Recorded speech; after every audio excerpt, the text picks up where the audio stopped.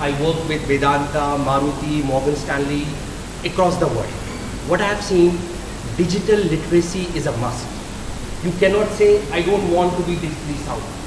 You need to be pro as a student. So that's the message, and that's why the topic of conference, sustainability and digitalization has to match. Is it clear, everyone? So 2 steps. Number 1, I'm not saying don't use social media, Instagram, all this. What I'm saying, try to make it as your partner in your enabler towards your career. Digital literacy, number 1. Number 2, we all go home and we calculate our own carbon footprint and try to find out how our household activities, our food habits, our shopping habits, our travel, how we commute, it impacts the climate. And what kind of changes I can make as an individual. Not world leaders, what everyone commits to, net zero. What I am more focused on, what as individuals I can change. So that's a commitment, right? So can anyone please, I need a volunteer, anyone can fill. No, anyone can fill, any professor can come, or I want one demonstration, it will not take more than 2 minutes.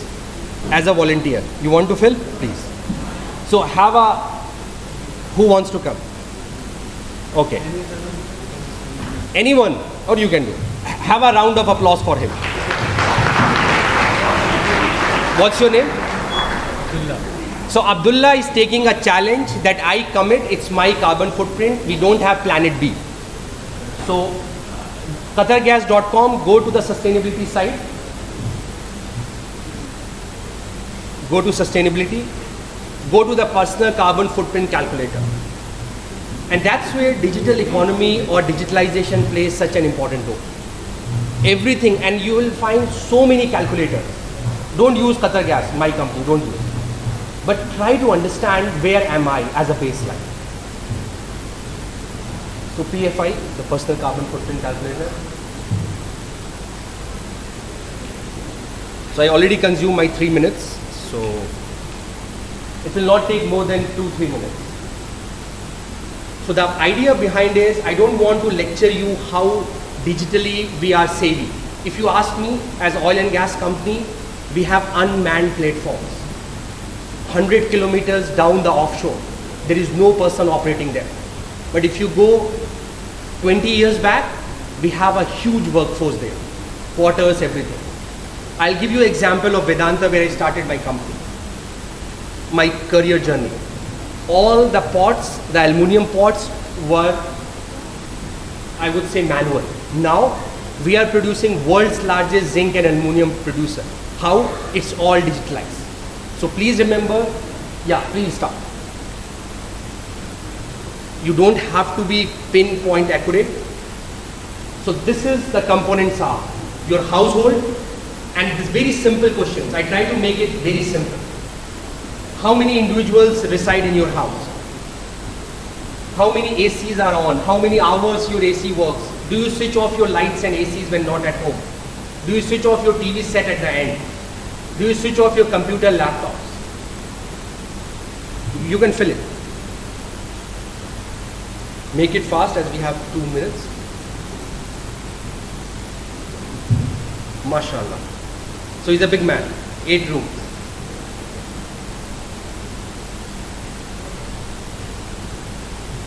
Then we have, amazing, it's a good, okay, 0. So please guys, this switching off lights and fans or ACs is a common sense. And I always say sustainability is common sense, which is not so common. I don't want any one of you to throw your plastic bottles outside. We need to be responsible and accountable. If you can clean your backyard, that's enough. Food waste, we waste so much of food. Can't we think about it, recycling as compost? Very small thing. Shopping habits, now I know Amazon $1 billion sales and Flipkart. Try to be more, okay, any issues coming? Which type of car? So, okay. So the guy is already saying I am lean. I don't have much of consumerism culture in myself. What happened? So don't pick anyone else. Okay, so what I will do, I already showed you. Can you show the end result, how it looks like? You already opened that, right? It will have some tips. I'll not take more time. I already consumed my 8 minutes. So the basic idea is we cannot say no to digitalization as individuals, as knowledge workers. Try to be digitally literate and please calculate your own carbon footprint. Sustainability and digitalization as a career option is amazing. We are coming on blockchain now. All our data sustainability records as Qatar Gas is going to be on blockchain. That level of transparency. Data analytics, AI, ML, all these things you have to have. No, it will not come if you will not fill all. It's okay.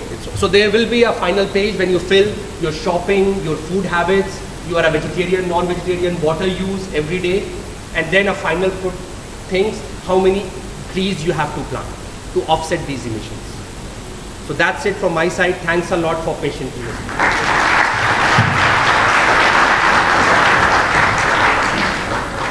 Thanks a lot, Tausif sir, for your kind words. Now I would request Dr. Sudhanshu sir to please present his views on the topic.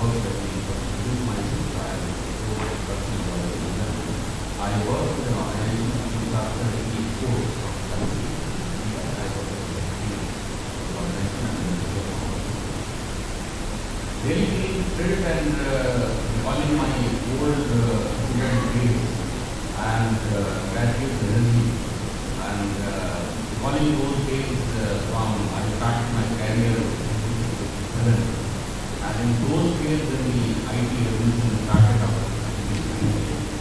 and when the journey started from double door PC where two floppy drives were there, one for the operating system and the second was the CPU. And then the journey to XP, and mini computers, mainframe computers. Also to recall those days when it was a reservation, non-keys were there in the 90s. And why I am telling this just to tell about where we have reached. And there is the power of digitalization, who I recollect in 1990. A lot of resistance was also there when we preparation to be implemented. So much of unemployment and other issues will happen because our country has a huge population and the requirement of employment. But in the journey of implementation, we have seen not in the one area and all the areas we have come across how the digitalization has benefited country in terms of increasing productivity, bringing transparency, optimum utilization. That's the power of the digitalization. And it offers really interesting and simple manner we have described all the participants what's the importance of carbon. Nothing much is required. We only need to be awakened and aware of that with some small steps how we can contribute to the society. And I video तो कोई play नहीं करना है video तो कुछ play नहीं करना Now coming to back to the journey of information technology. We have not progressed, we have not reached the pinnacle of the success in the country. We all know about Seattle, the IT world, where with the Indian manpower we have reached. Indian IT manpower is recognized globally. In every country where the Indian manpower is there. And the IT manpower is always Silicon Valley. The major IT organization in the world there is Indian workforce. And they are valued for that, they are recognized for that. And that is the beauty of the entire journey of the digitalization of the same of the country of the British world.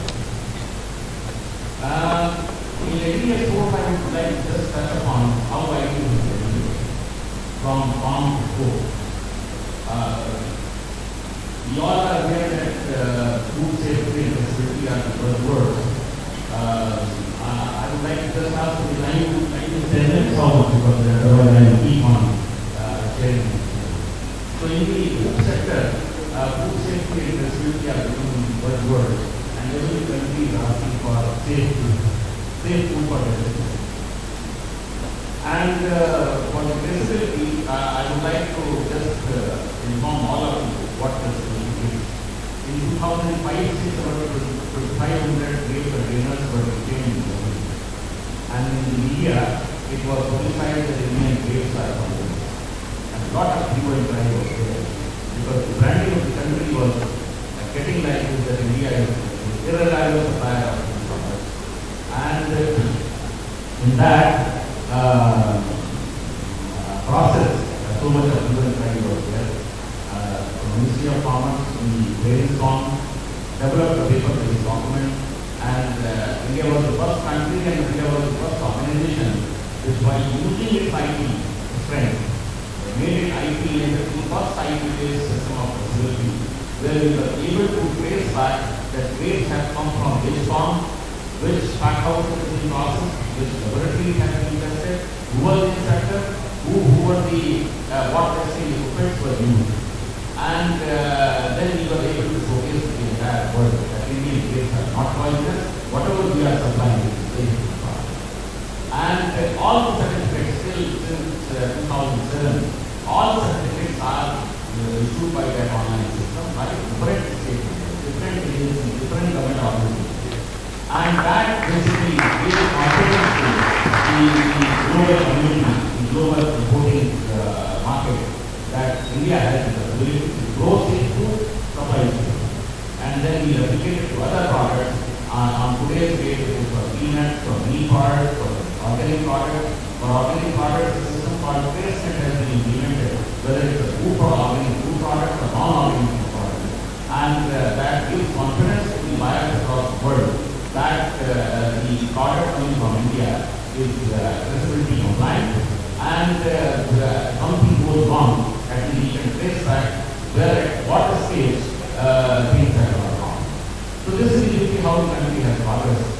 And in the other sectors also, with the implementation of this IT-based system, digitalization costs, that has got lot of transparency. In the government offices also, where the huge amount of rush goes to there, people use to go visit. And on these days, the initiative of government for ease of doing business. And hardly, and not all, but in the majority of the organizations, we are able to see that you need not to go visit. You are able to apply online, you are able to make online payment, you are able to get digital certificate. That is the power of digital world. But what needs to be done is the kind of requirements there, the kind of strength we have, we need to stabilize that, and the optimum utilization. On one side is the carbon footprint, where we need to see the wastage needs to be avoided by simple steps. So in this digital world also, we need to see how much we can save and how this, with the efforts we make, how this digital economy can be strengthened so that we have a strong footprint in the international arena about the efforts made in this sector. Lot is there to share. I think with the limitation of time, I would like to conclude here and would be open for the question answer session. Thank you very much. Thank you so much, Dr. Sudhanshu sir. I'm sure students have lots of questions and we will discuss in the next round. Now I would request Mr. Naveen Kumar sir to kindly take on. We have your presentation ready.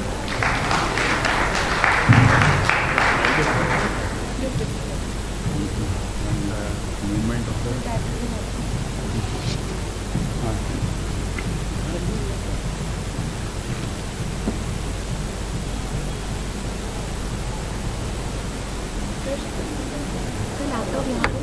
हाँ यहाँ पे ठीक।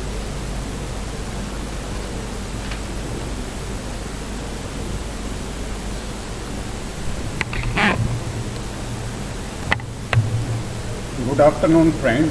The time is quite limited, so straight away I'll come to the presentation and sharing the thoughts with you. So before starting the presentation, I would like to know from you three basic things. Are you aware about the meaning of sustainability and sustainable development, and how to achieve the sustainable development? And third, what is the meaning of the digitalization actually? I think most of you must be aware about these terminologies about which we are going to talk today in this conference. आगे नहीं पढ़ो? Yeah. So sustainability means, fulfilling all the requirements of the present generation, but not compromising with the interest of our future generation. And another important aspect is that we have to avoid the depletion of the natural resources in the world. Is it happening?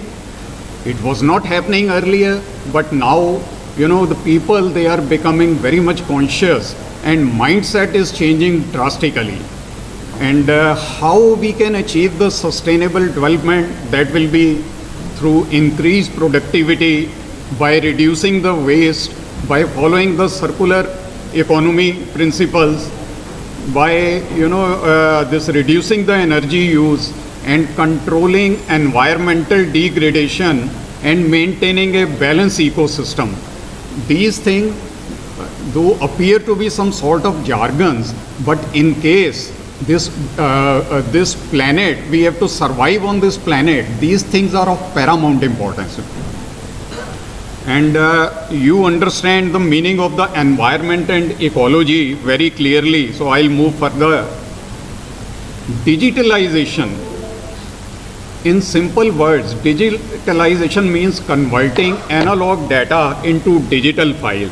For example, I want to convert the text, pictures or sounds into a digital form which can be processed by a computer. So it doesn't mean that the meaning of digitalization is that going from offline to online. It is much more than that. As we proceed further in this presentation, we'll realize the importance of the digitalization and how it can change the lifestyle on this planet and how it can help us to survive on this planet for many future generations and in the coming times. There are many advantages of digitalization, as have been mentioned here. It helps in conserving a huge amount of resources, and in interaction and transaction of business, they are carried out in a totally transformed manner, which helps in maintaining the sustainability on this planet. It boosts economic growth, and then it helps in creating of new markets, creating of new job opportunities for the people. So advantages are many, and if we don't adopt this digitalization practices, then I am afraid that we are not going to survive for many further years on this planet. Then how to achieve the sustainable growth and ecological balance? Then for sustainable growth, I'll talk about this affordable clean energy, good health of the people, sustainable cities development, this adverse impact on the climate, and ensuring industrial growth, following better agriculture practices, gender equality, quality education, reduced inequality and poverty reduction. These are some of the actions which are supposed to be taken. And for maintaining ecological balance, we have to manage natural resources carefully, control the population, conserve the water, and we don't have to misuse the land, overuse of the land, and maintaining the delicate balance of the ecosystem. And we have to ensure that various kind of species which are available in this on this planet, they should not be destroyed. You destroy one particular species and the balance will be disturbed and the human life itself will come into danger. Then we have to conserve our forests. Needless to explain about the importance of the forest, you know, if forests are gone, we are also gone. That we know very well. Now the $1,000,000 question is, can digitalization save our planet? Can we survive on Mother Earth for the coming years? Our coming generation, they'll be having an easy time of living on this planet. So that is the topic for the discussion today. Earlier, you know, about 100 years back, since then the concept was wealth maximization for all the industrial players. They have to maximize the wealth for their shareholders or the stakeholder. But now the thought process is changing. Rather than doing it, we have to focus on the sustainable growth achievement. And sustainable development means to have the mindset that encourages us to conserve and enhance our resources. So all countries should be in a position to meet the requirement of their people in a sustainable manner with regard to the health, safe and clean environment, etc.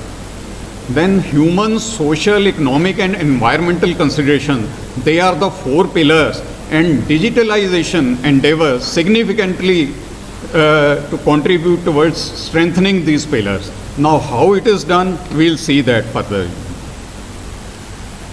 Application of the digitalization, you will say that we are using the word digitalization again and again, but what kind of impact is making on the society in reality? Coming to the health sector, with the application of the digitalization, you know, the ecosystem for the patient, doctors, hospitals, health devices, it has been created. There are online platforms through which patients can now access app-based application on their smartphones. Earlier, we used to go to hospital, clog the place, a lot of crowd is there, we are not able to interact with the doctors, we are waiting outside, we don't know what is happening. Now a mobile phone on your hand, you can interact with anyone, you can get any kind of information, you can get any kind of report, you can share any kind of report with the doctors also. So how easy it has become, you must have realized. Then in the agriculture sector also, you know, this internet, mobile technologies, devices, data analytics, artificial intelligence and apps, they are changing agriculture and food system. And there are certain farmers, they are generating the granular data on rainfall patterns, water cycles, fertilizer requirements, and many things like that. Earlier, farmers, they were not informed about anything. Simply, they were doing their business in a mechanical manner. Now it is being done in a scientific manner with the application of the digitalization techniques. So based on that, their farm output will increase, the quality of the crop, that will increase, and they can do the trading of their produce in a much better manner. So all these kind of revolution, they are coming in this world because of the application of the digital techniques. And in the forest sector, real-time data and real-time monitoring, that is feasible now with the help of this unmanned aerial vehicles, with the help of the drones, all kind of data which is required to maintain our forests in a proper manner, that is available with us. Earlier, forest fires, they were resulting and there was no means to predict that, there was no means to monitor that, but then with digitalization techniques, we have been able to this act in a very scientific manner and control all these activities. Then Internet of the Things, I think you are conversant with this terminology, Internet of the Things. some embedded software, some sensors are there in the various gadgets. No human intervention is required. They are connected with each other and their operations can be controlled in a very effective manner. So this is the result of the digitalization which is happening here. Then circular economy is of paramount importance. What was happening? Yeah, what is happening right now also? This we are using 12% of the used material, bringing it back to the use in this world. Is it is a judicious thing? It is a foolish act only. How we can reuse the material? How we can avoid the wastages? So in that regard also, digitalization is of great help, as I have indicated here in this slide. Digital technologies, with their application, we can eliminate the waste. We can adopt the best. Our action. We are not committed at all. I will be very transparent. If we all commit, everything is possible. I can guarantee it. If commitment is there, behavior will change, action will come. Yeah. Sudhanshu, yes.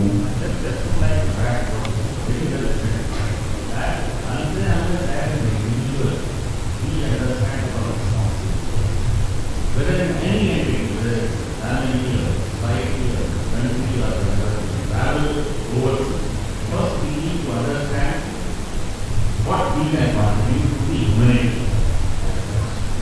And this is a real concern for everyone, whatever age the individual, what we are going to need for the future. In all terms of resources, if we are able to understand that what is our responsibility, how we can contribute, definitely we can reach to the role models like Finland, Switzerland, Japan, and also different number of countries. And the only thing which I have found, everybody is aware about their rights, and everybody at the same time is aware about what they need to do. I have seen my travel in so many countries, not to take another point. The people from our country, when they go there, they are listening. And when they come back here, they come in discipline, leaving their work.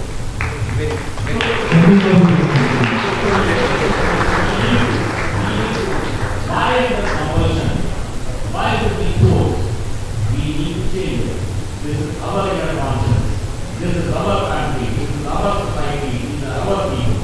So we need to contribute and definitely we can become role model as we have become role model in IT, digitalization and other things. Thank you. Yes, Naveen. So I would like to add a little different dimension to this. See, these countries, what we are talking about, they have done very well, I agree with my friend. But then when you compare with our country, you just see the size of our country and the population we are having in this country, the system, procedures and policies we are having in this country, the complexities of the democratic style of government that we are having in this country. In China, they are having the communist type of government, and forcing certain decisions of the government, it is relatively easier, which is not so easy in our country. But still, a lot of progress is taking place. Mindset of the people, it is changing. As I have just mentioned, some of the contribution can be made by all of us, by common masses also, like this density of the traffic on the road, zero carbon buildings, and then following the principles of the circular economy. I think circular economy, you understand that we have to reduce the wastage and we have to reuse the thing. These things we can always do it. For that we don't require any particular knowledge or any rocket science. Policy framework which is being decided by our government, and the policy implementation and the law enforcement. These things, they are being done in a very well manner in other countries. But here it is a bit difficult to implement because of the sheer size of the country and sheer size of the population. But whatever best we can do from our side, as I have already we can do. And of course, adopting digitalization practices, as I covered in my presentation, and my friend there very well explained.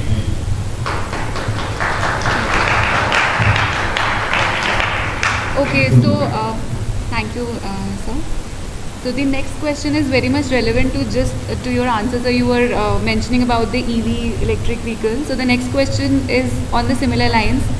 Are EV cars actually sustainable and green when most of the electricity produced in India, almost 75%, is through thermal power, that is burning coal? So is EV a sustainable model right now or for the next 5 years? I don't know what other speakers will say, but yes, like IC engines, internal combustion engines that we use are the most polluting form of energy efficiency car. They are least efficient. Still in 1980s they are giving 10 liters, I would say 1 liter, 10 kilometers, still they are the same. And the part I live in Doha, we have cars which give 3 to 4 kilometers in a liter. Can you imagine? So for sure, electrical EVs are the future, no doubt. If you ask me next 20 years, 15 years, it's going to be for sure, there's no doubt. If you are buying a new car, buy Tesla, buy Tata, it's the future for sure. And if you see the life cycle assessment, it's a wrong narrative that during the life cycle EVs are not efficient if you see the life cycle. So yeah, that's it. Question from the Ministry of Power people and from the others in this regard. That have you given a thought to this concept that when exactly this battery storage or any kind of storage is going to become commercial viable? See, this manner and say some clouds are there, rainy season is there, or sunshine is not there, then the production level will come down, generation level will come down. At that time, you are supposed to give the support, some power support to the grid. For that, you require this battery storage. But what is the cost of the battery? And what is the cost of supplying 1 unit of electricity from the storage need? I endeavor to do some calculation in this regard. And to my utter surprise, it was around 30 to 40 rupees per kilowatt hour for supplying 1 unit of electricity.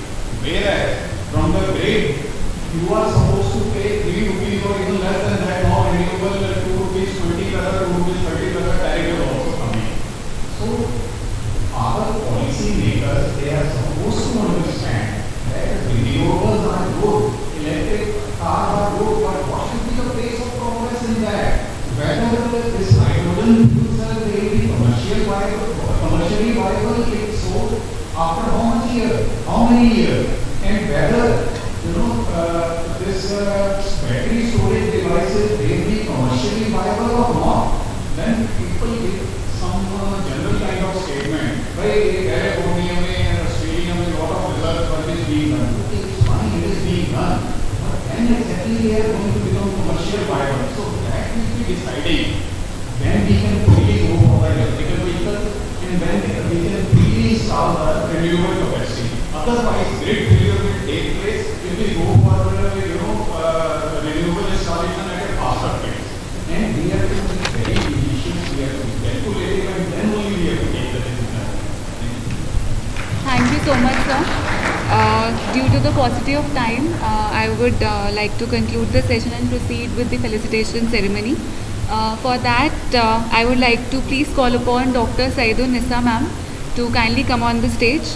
Ma'am is currently working as an associate professor in our department and she is also a convener of Industry Academia Partnership Cell. So I would request ma'am to please come on the stage.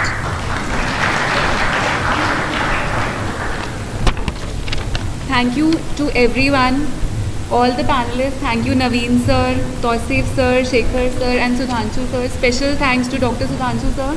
He was our guest of honor yesterday, but due to the prior commitments he couldn't come.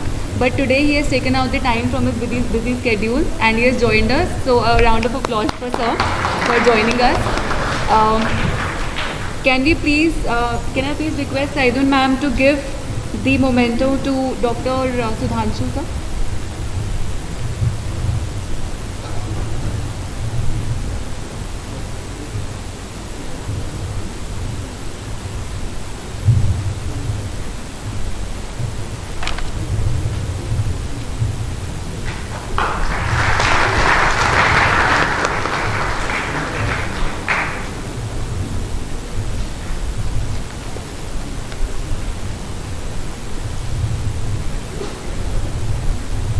Thank you. Now I would request Dr. Saidun ma'am to kindly present the memento to Mr. Naveen Kumar sir.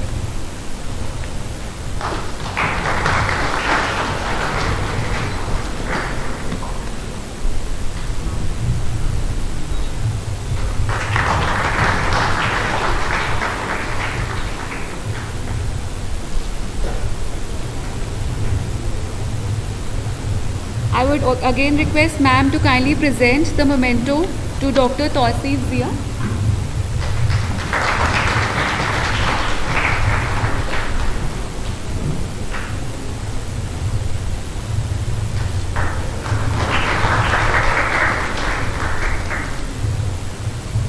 Thank you so much, ma'am. Now I would like to request Mr. Khalid Raza sir to kindly come on the stage. He is our Assistant Training and Placement Officer, to present the memento to Shekhar Mishra sir for his valuable contribution.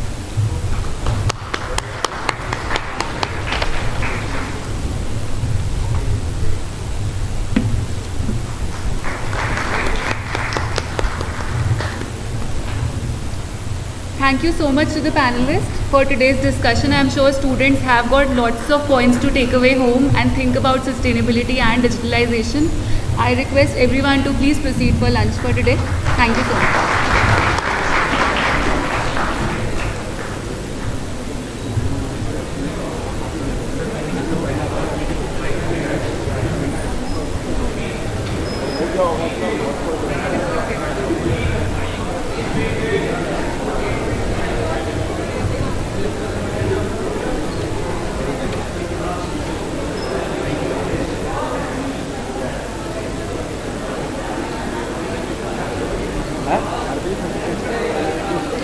हाँ 4 बजे चलो लगा